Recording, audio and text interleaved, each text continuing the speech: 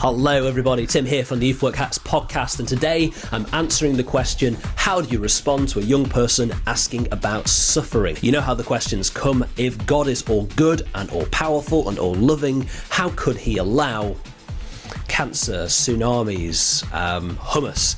How could God let these evils into the world? Often what's behind it is an idea that if I was God, I would square that circle. If I was God, I would still allow free will, but I wouldn't let any bad things happen to people. God's all powerful, why can't he do that? The first thing to say is often you want to strip back the layers and find out what's driving the question. Often it's not a case of why did God allow this horrible cataclysmic event to happen to this abstract country that I've never been to. Usually it's much more, how did God let that thing happen to me or to my family or to my friends or to something that I read about and actually really empathize with. It's much more personal. But I'm going to give you my stock answer. I think usually we over apologetikize, if that's a word, or over abstract our answers to this question, and we talk about all kinds of inherent inconsistencies and fallacies within the question, and it's just not helpful. So this is what I say to young people, especially in a big Q&A setting,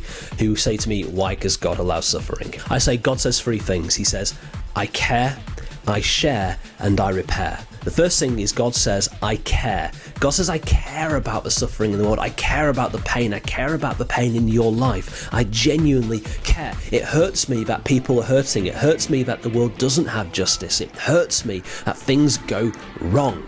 That's why I did something about it. I shared myself. I came as Jesus to the earth to be with you in your pain, to be with you in your struggle, to experience what you experience. But I didn't just stop there. I also said, I repair.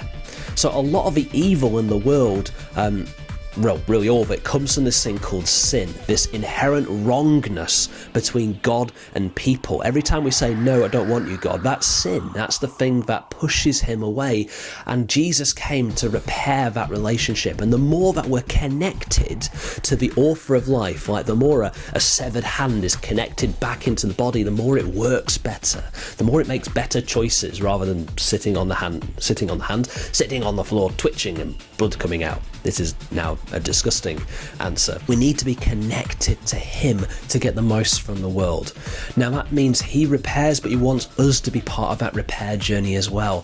What justice can you fight for? What wrong can you right? What suffering can you help alleviate until eventually Jesus comes back and wipes every tear away from our eyes? He's not done it yet, but he will do it. He cares. I know that because he shared himself and he died on the cross to repair the evil that we suffer every day. Are you going to be part of his team? Are you going to work with him? So that's roughly my answer. It's not a full or complete. It doesn't square the circle. It doesn't jot every I and tot every T. That's not the right phrase. I do think it's a more helpful way into the conversation rather than just sort of quoting Ignatius and talking theodicy with them. And hopefully that will help you talking to young people and getting to the core of what the issue really is. I care, I share, and I repair. Thank you.